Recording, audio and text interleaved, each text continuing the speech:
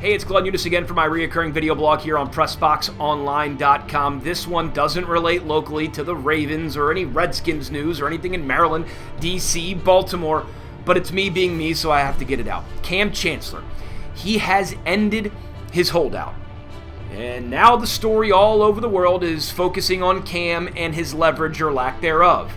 Why did he hold out? Agent gave him bad advice, right? He gave away all his power, which wasn't really any, because the Seahawks weren't going to budge anyway. People talking about how Kam is saying, I'm not going to let my teammates down. I'm going to go and fight for them. We'll deal with the business and the business. All that might be true.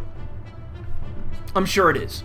That's all well and good. Fans are worried that the team's not going to win, and Kam wants to be there for his boys, and there's the story behind the story. As I like to do, there is a story behind this story. And the story is lack of power by the players. This has been the story for many a year, or a decade at least, for the NFL player, and they can never seem to grasp and grab and put their hands around the power struggle. They can't do it.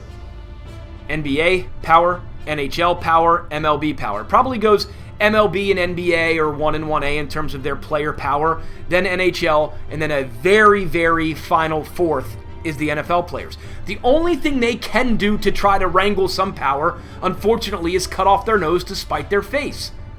That's all they can do. Hold out in camp, hold out in regular season. Ultimately, they miss game checks. Even during a lockout, not a strike, lockout, owner imposed, players didn't have enough power because they didn't have enough war chest, they didn't have enough money, they didn't have enough unity to really get what they wanted in the old CBA in 2011. One man, Kam Chancellor, in 2015 can't do it. The union has to. But they don't have the power either. So the union can't do it. And it's left to a one-man pilgrimage that we saw in 2015 being Kam Chancellor, to try to make at least enough noise, to take at least enough of a stance that someone will hear it and go, man, why are these players having to do that? Oh, they're doing it because a team can take a contract and shred it if they want to get rid of a guy, but if a guy outperforms, he can't go say, you know what, this is what I'm being paid, this is my performance, they don't line up, let's see if we can figure out some sort of a compromise that I can make a couple more bucks to add to what I'm putting on the field. There's no outlet for it. It's holdout or nothing. And the holdout, the team doesn't care. We'll get somebody else. Who cares if we're 0-2? Who cares if we're 1-1? Who cares if we're 2-0? They do not care. On to the next one. And it seems like the fans don't care either. On to the next one, on to the next one, on to the next one. It's sad that no one really cares about the actual players, that no one really cares about the actual product, because the players are the product. The actual humans that battle every day, so us fans, us nerds, us degenerates can play fantasy football weekly, daily, gamble, elimination pool, Vegas, and every other thing else that we have to do. Kam Chancellor's back playing for the Seattle Seahawks, and that's good for the fans, and that's good for the team, and that's good for his wallet.